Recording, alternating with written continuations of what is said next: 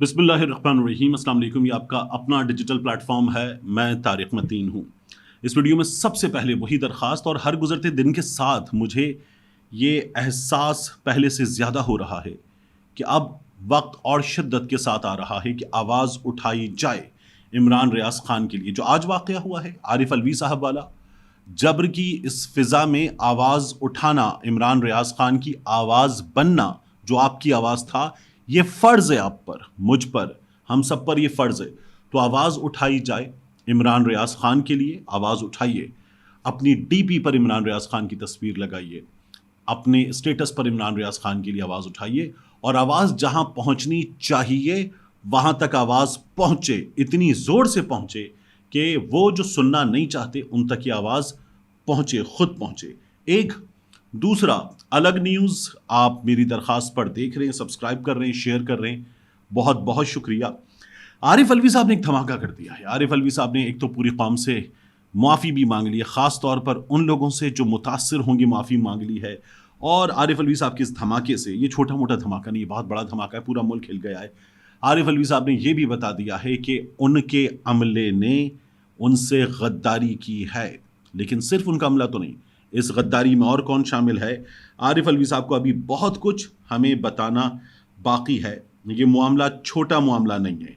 आरिफ अलवी साहब जो हैं, उन्होंने ट्वीट किया, और ट्वीट करके 1:45 पर, जब आप ये वीडियो देख रहे हो मुमकिन 3:30 के आसपास का वक्त हो, वो ये कहते, as God is my witness, खुदा गवाह है, I did not sign official secrets amendment bill 2023 Pakistan and Pakistan army amendment bill 2023 as I disagreed with these laws.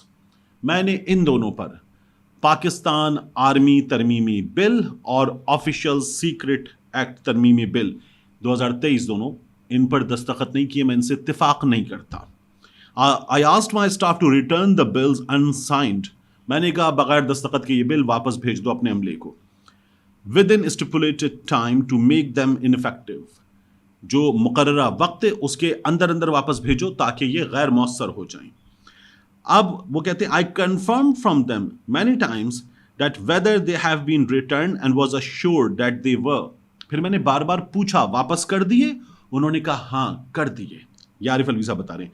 However I have found out today, मुझे आज पता चला है, that my staff undermined my will, कि मेरे स्टाफ ने मेरी अनसुनी कर दी, और एज अल्लाह नोज ऑल, खुदा सब जानता है, ही विल फॉरगिव, इंशाल्लाह वो माफ़ कर देगा इंशाल्लाह। But I ask for forgiveness from those who will be affected. लेकिन मैं उन लोगों से माफ़ी मांगता हूँ जो मुतासर होंगे इन कवानीन के बाद। आरिफ अलवी साहब ने ये ट्वीट किया, और उसके बाद एक खलबली मच गई है पूरे पाकिस्तान में। सबसे पहले देख लीजिए कि इस खलबली के मचने के नतीजे में क्या हुआ, बल्कि उससे पहले मैं आपको बताता हूँ कि आरिफ अलवी साहब अब भी क्या कर सकते हैं, और इसमें मजीद कुछ प्रॉब्लम्स भी हैं। एक तो आइन के आर्टिकल 186 के तहत आरिफ अलवी साहब क्या कर सकते हैं, ये जान लीजिए। आरिफ अलवी साहब जो है वो सुप्रीम कोर्ट ऑफ पाकिस्तान से कह सकते हैं। आइन का आर्टिकल 86 क्या कहता है, advisory jurisdiction. If at any time the President considers that it is desirable to obtain the opinion of the Supreme Court on any question of law which he considers of public importance, he may refer the question to the Supreme Court for consideration.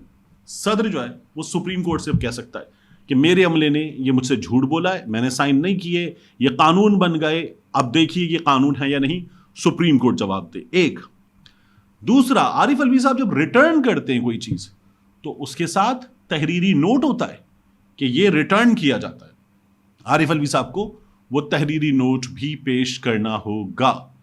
तीसरा, अता तारड़ साहब और मुस्लिम league नून के और कुछ लोग ये कह रहे हैं कि आरिफ अलवी साहब जो जो आपने वापस किया था वो तो वापस आ गया था, अब आप क्या बोल रहे हैं, लेम बातें कर रहे हैं।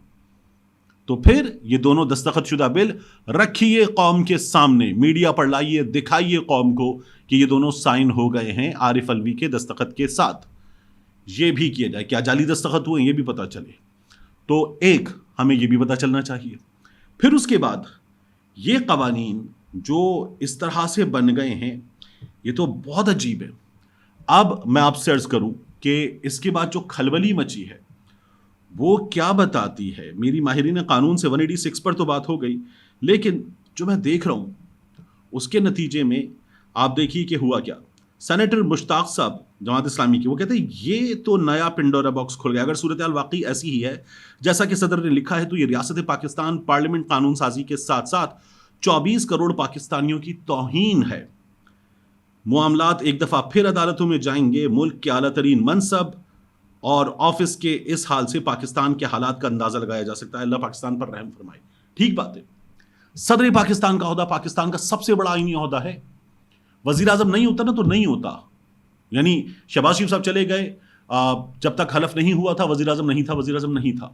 لیکن یہ جو آئینی عہدہ ہے نا صدر کا, گورنر کا, یہ ایک لمحے کو خالی نہیں ہو سکتا, کیونکہ یہ سربراہ مملکت کا آئینی عہدہ ہے.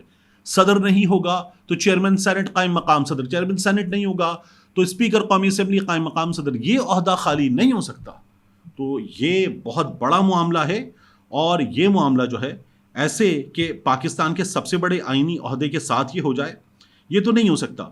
اس پر احمد نورانی صاحب نے کیا کہا, ماشاءاللہ اللہ پاک آپ کو مزید عزت اور عظمت دے, اور پاکستان دشمن اور پاکستانی عوام دشمن یہ دونوں قوانین پارلیمنٹ میں لانے اور منظور کروانے پر شریف فیملی خصوصاً نواز شریف اور نون لیگی صحافیوں کو تباہ و برباد کر دے.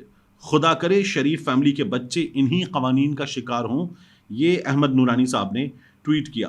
مظہر عباس صاحب نے کیا کہا, عارف الوی صاحب نے تو ایک دھماکہ کر دیا ہے, بٹ انہوں نے اپنے آپ کو بھی نقصان پہنچا دیا ہے اس عمل میں.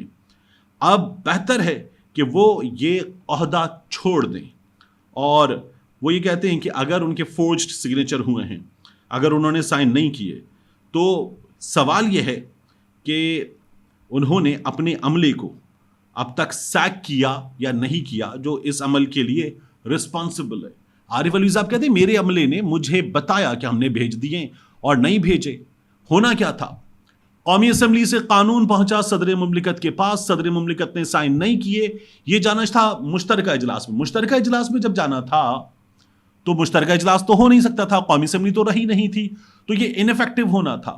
لیکن صدر مملکت کا عملہ رکھ کر بیٹھا رہا, اور یہ کیسے ہوا, کس کے کہنے پر ہوا, اب اس کی تحقیقات ہوں اور ہمارے سامنے آئے. نسیم زارا صاحبہ کہتی ہے mister president Arif Alvi, according to your tweet you did not sign the OSA official secret act and the Pakistan army amendment bill 2023, then how can those bill be deemed as having been passed and became law. تو پھر یہ قانون کیسے بن گئے. unclear why instead of taking official action against your staff, آپ نے اپنے عملے کے خلاف تو کوئی ایکشن لیا نہیں ہے. According to you undermined your command, جنہوں نے آپ کا حکم نہیں مانا تھا. You are asking Allah for forgiveness. What action you are taking beyond this tweet? تو اب بتائیں نا آپ کیا کر رہے ہیں عارف الوی صاحب. اللہ معاف کر دے گا, اللہ چاہے گا. آپ خود کچھ کریں گے تو ہوگا. آپ صدر پاکستان کے عہدے پر ہیں, ایکشن لیں ان لوگوں کے خلاف, ان لوگوں کے خلاف ایکشن لیں, ایکشن لے کر سیک کریں, سزا کے لیے لکھیں جنہوں نے یہ کام کیا ہے, اور پھر اس کے بعد آپ اپنے اس عہدے سے مستعفی ہو جائیں. عارف الوی صاحب, آپ کو اب حق نہیں ہے کہ آپ اپنے عہدے پر رہیں, کیونکہ اس عہدے کی جو توہین ہو رہی ہے اس میں 2 پوائنٹ ہیں. ایک, آپ نہیں چلا سکے.